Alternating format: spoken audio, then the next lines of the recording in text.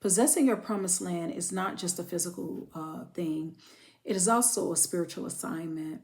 When God sent the children of Israel into their promised land, the land He promised them, these nations were full of idolatry. They were idolatrous nations full of darkness, false gods, witchcraft, idolatry. But He told them not to blend in or to adapt, that they were to possess and drive out all the inhabitants. And so He wanted them to drive out everything that He never ordained to be there.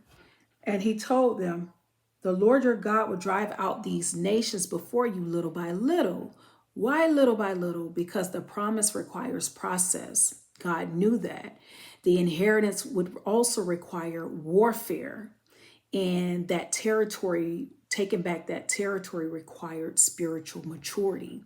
Spiritual maturity is understanding that we wrestle not against flesh and blood, and that the weapons of our warfare are not carnal, that they're spiritual.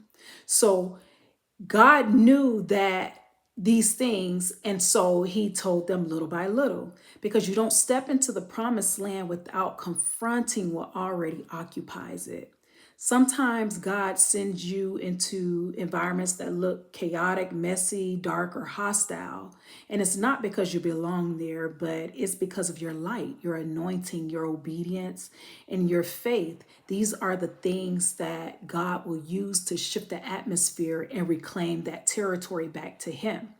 And so God told Israel when He sent them that they're not to fear the size of the enemy, because He would handle all the parts, everything that they couldn't.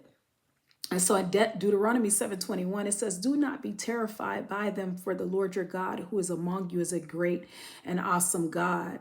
So in other words, you're not possessing your promise alone and fighting in your own strength. You're not stepping into new territory unprotected. God drives out what you don't have the power to defeat, but you still have to show up, obey, and continue to walk forward with God, because the enemy doesn't leave because you're gifted. He leaves because God is with you.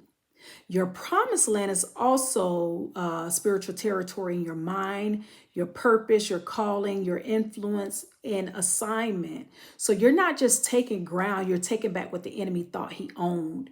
And just like Israel, God will drive out every stronghold, every false voice, every idol, demonic assignment, little by little, until you possess what He promised. So I encourage you to hold on to this, because the land is yours, but the battle is the Lord.